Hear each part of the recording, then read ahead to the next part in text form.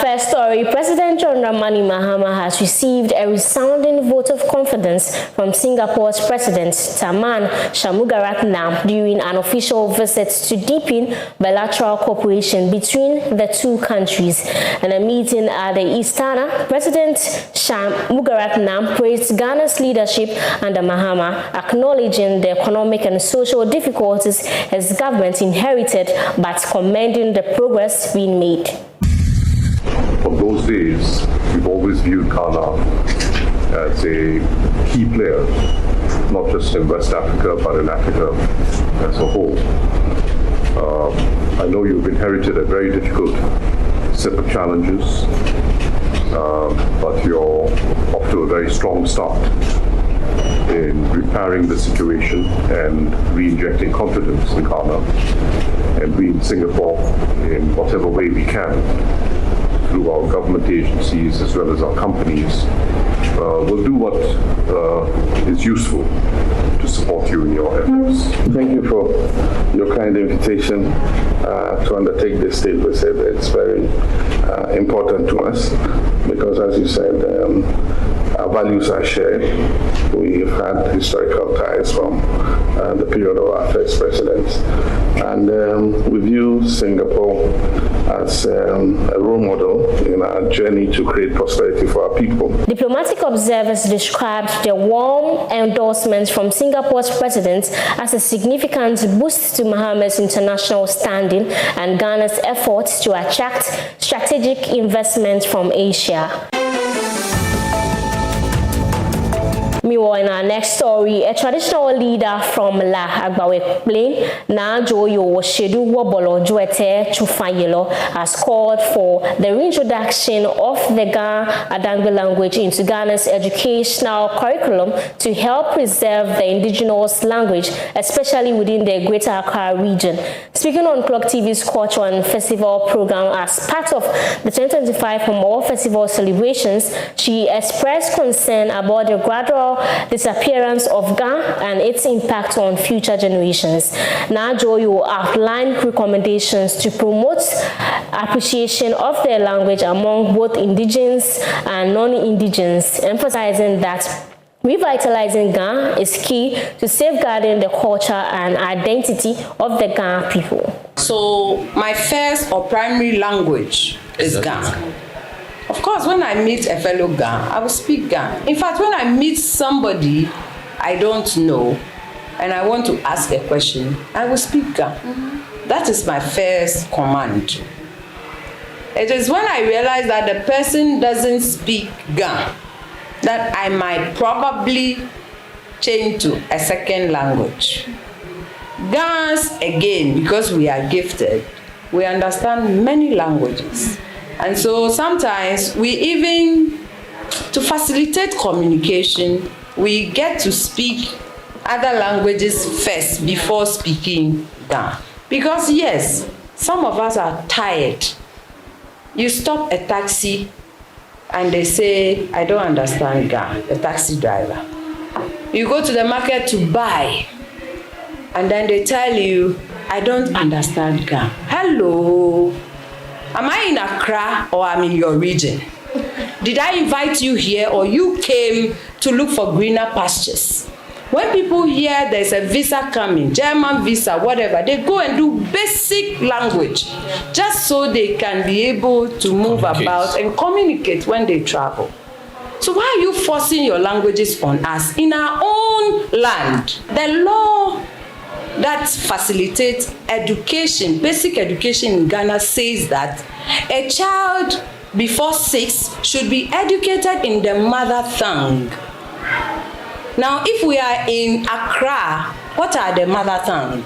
It's Ga or Dangbi. So if you bring your child to Accra to train, or because you're living and working in Accra, your child is going to school here, are you the one to decide the subject, or it is rather Ministry of Education that should facilitate that? If you find yourself in Accra, the basic instructional language in school is Ga and Dangbe before the English language, which is our official language. Now we go back to the drawing table and they tell us that they don't have Ga teachers.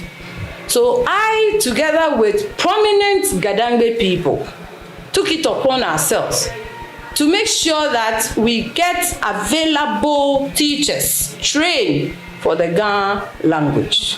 We created a whole platform and we invited trained Gadangbe teachers who has been posted outside Accra to come back. They sent us their CVs. We have more than 300 of them on that platform. So nobody can tell me that there aren't trained Gadangbe teachers to teach within the greater Accra. Now, away from that, a late night fire which occurred on Tuesday, August 26, 2025, has destroyed more than 300 shops at the Swami Post Office market in the Ashanti region after over 30 gas cylinders exploded, fueling the inferno. Now, traders lost large quantities of goods, while some residents attempted to salvage items before the flames spread further. During an assessment visit on Wednesday, Swami Municipal Chief Executive Franco Wusu-Ansa directed the National Disaster Management Organization and the Municipal Assembly to coordinate immediate relief support for the affected traders, assuring that government would not neglect them. Investigations are being launched to determine the cause of the fire, and as traders searched through debris for undamaged goods and scrap dealers collected materials from the scene. And in our last story, Ghana has been named the West Africa Regional Hub for policy support on waste management and the circular economy. The announcement was made by Local Government Minister Ahmed Ibrahim at a regional workshop in Accra, held in partnership with the United Nations Office for Sustainable Development. The minister said Ghana is committed to turning waste into useful resources, stressing its importance for health, jobs, and climate action, while pointing to South Korea as a model for innovation. The move is expected to boost regional cooperation, create more jobs in recycling, and strengthen Ghana's role in promoting sustainable development and the UN's SDGs. The essence of this workshop is to bring all the West African brothers together and make Ghana the regional hub for waste management and circular economy. So as we sit here, assisted by the UNDP, that's why my sister is also sitting here. Assisted, the two are representing the UN, UNDP and UNSOD, together with the Korean ambassador and other West African regional engineers and ministers, are in the national capital of Ghana, Accra, Alisa, we thought to be precise. The essence is to organize a regional workshop on waste management and circular economy. Why are we doing this? Ghana has been chosen as the hub or the regional hub for all the West African countries in terms of waste management and circular economy. And this is due to the fact that Ghana has almost a waste recycling plant in every regional capital. So all the 16 regional capitals, be it Accra, be it Kumasi, be it Takoradi, be it Tamale, be it Sunyani, be it Gosu, be it Serioso, be it Wo, every regional capital has a waste recycling plant. And this is an example that we want every West African country to emulate. Korea too is far advanced in terms of waste management and circular economy. And not long ago, last month, we visited Korea, where they are able to advance from just recycling to turning waste to energy and turning refuse dump into recreational parks, where all the big men in the country are able to convert to play their golf, enjoy themselves and all those things, either to where nobody would have loved to be. So we went and we visited all those areas. But just how we are talking of regional hubs, if you go there, they have district or local authorities specializing in recycling their own waste. So it is not, they are not talking of regional capitals where you have only one recycling plant in regional capital. Every city authority, Tema may have theirs, Dadikotopon may have theirs, Madina, Lankwantana may have theirs. So every city authority is able to recycle their own plants, their own waste. And they are not perturbed about the waste at all, because they are turning the waste into other usable resources. And this is all all we have for you on Express Update. I am Annabelle Beverly Ejibia. Do stay for the rest of our programs.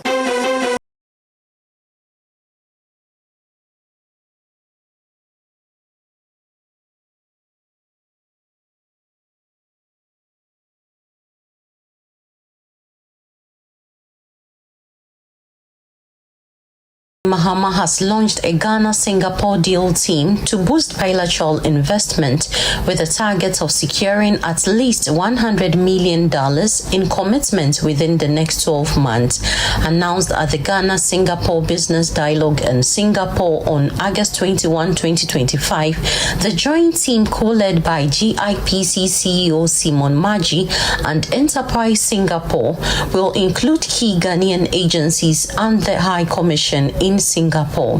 The initiative features a 100-day action plan involving data sharing, technical workshops, and site visits, culminating in a high-level business mission and a deal summit in Accra within a year. President Mahama stressed that the partnership positions Ghana as a strategic hub for Singaporean businesses seeking access to African markets under AFCFTA. Several persons fleeing renewed communal clashes at Menyeri within the Saula Tuna Kalba district of the Savannah region have drowned after a boat carrying them capsized on the white water near the Dini Tonbu enclave while attempting to cross into neighboring Cote d'Ivoire. The Savannah Regional Director of the National Disaster Management Organization, NADMO, Mahama Zakari, confirmed that 6 individuals were rescued while several others remain unaccounted for. A search and rescue operation has since been deployed, with officials cautioning that the death toll may rise as many displaced residents remain stranded at Dini awaiting safe passage. The Greater Accra Regional Minister Linda Obenewa Akwele Okulu has issued a 2-week ultimatum to all Metropolitan Municipal and District Chief Executives (MMDCEs) to repair broken street lights within their jurisdiction, warning of sanctions for non-compliance.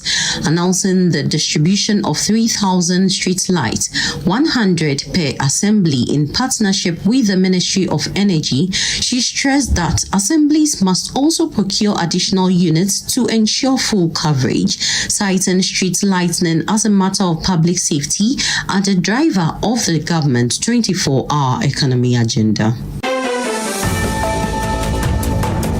The Bank of Ghana has introduced strict documentation requirements for importers involved in foreign currency transactions as part of enhanced anti-money laundering measures. According to BOG, effective September 1st, 2025, importers must provide an endorsed foreign exchange bureau receipt, endorsed bank slips as evidence of the withdrawal or purchase of the foreign currency, and endorsed copies of a valid import declaration form, a valid commercial invoice, and a contract. Where applicable, this initiative aims to curb illicit financial flows by creating a verifiable paper trail for significant foreign currency transactions undertaken by importers. Non-compliance, such as failing to declare funds or providing false information, may lead to the seizure of funds, fines, or criminal prosecution.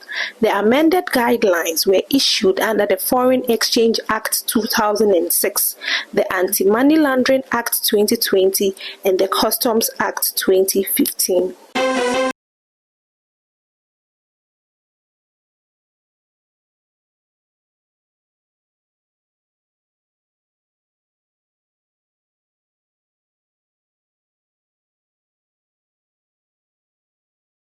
Education Service has refuted claims that fixed cutoff points are being used in the ongoing school placement exercise, describing them as false and misleading. In a statement, GES clarified that placements are determined by candidate raw score alongside factors such as school demand, program choice, competitiveness, aggregate, residential preference, and catchment area. It warns the public against relying on fake cutoff benchmarks spread by unscrupulous individuals and assured parents, guidance, and schools of a transparent, fair and merit-based system that offers equal opportunities to all candidates.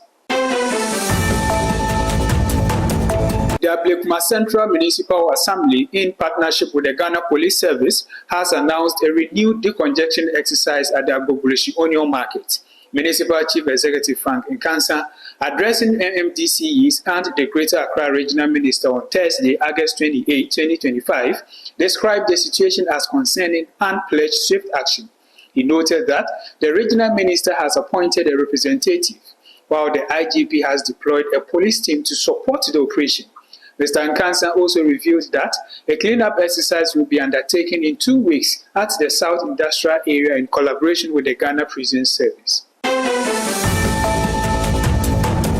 Ghana Water Limited has temporarily shut down the pond treatment plant to carry out emergency repairs on its raw water intake pipeline, with the exercise expected to last 3 days. The shutdown has disrupted water supply to the Tema metropolis and large parts of Accra, including Ashaiman, Spintex, Lashibi Bachona, and portions of East Legon. GWL has urged residents to store enough water and assured that supply will be restored once repairs are completed, while hospitals and schools have been asked to contact the company for assistance. Veteran journalist Kwesi Pratt Jr. has commended President John Dramani Mahama for reaffirming that he will not seek a third term after his current mandate, describing the decision as a mark of statesmanship and respect for Ghana's constitutional order. In a post on X on Thursday, August 28, 2025, Pratt praised Mahama as a firm believer in constitutionalism and democratic leadership, adding that his choice strengthens Ghana's democratic image.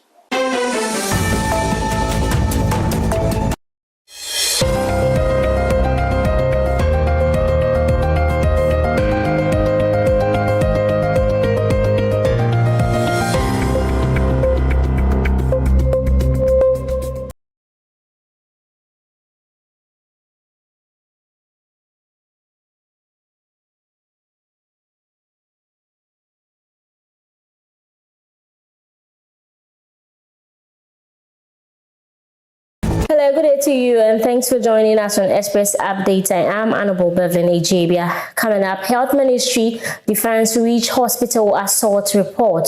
Also coming up on Express Updates, government enforces curfew, bans weapons in Solar Tuna, Kalba. There's many other stories coming up shortly. Do stay tuned. Now, the news in details. The Ministry of Health has rejected claims that its committee investigating the alleged assault on the nurse at the Reach Hospital ignored the doctor who first treated her. The committee's report found no physical assault but confirmed a verbal altercation between Ralph St. Williams and staff, while also highlighting staff shortages, faulty equipment, and poor security at the facility.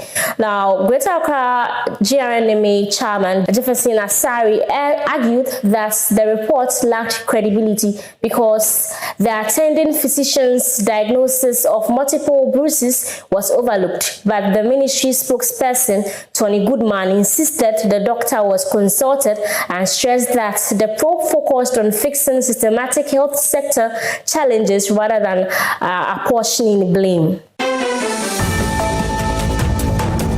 In our next story, the Ministry of Interior has imposed a curfew on Solar Tuna, Kalba and its surrounding communities in the Savannah region. The curfew, which started on Wednesday, August 27, 2025, from 6 p.m. to 6 a.m. daily, follows violent tensions linked to a land dispute. Acting on advice from the National Security Council, the government stressed the need for chiefs, opinion leaders, and residents to remain calm and pursue peaceful solutions. As part of the measures, there is a total ban on firearms, offensive weapons, war regalia, and more than one person riding on a motorbike, with offenders warned of arrest and prosecution.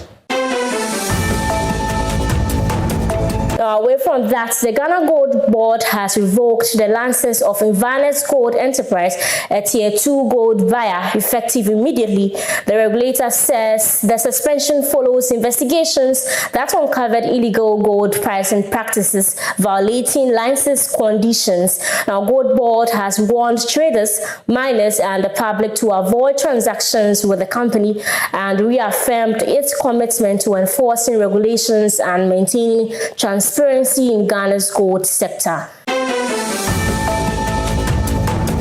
In our last story, 2 men aged 30 and 27 have died and several others sustained injuries following violent clashes during the Homowokwe sprinkling ceremony in Teshi on August 26. The victims were pronounced dead at Lekma Hospital after suffering gunshot wounds, while one person remains in critical condition.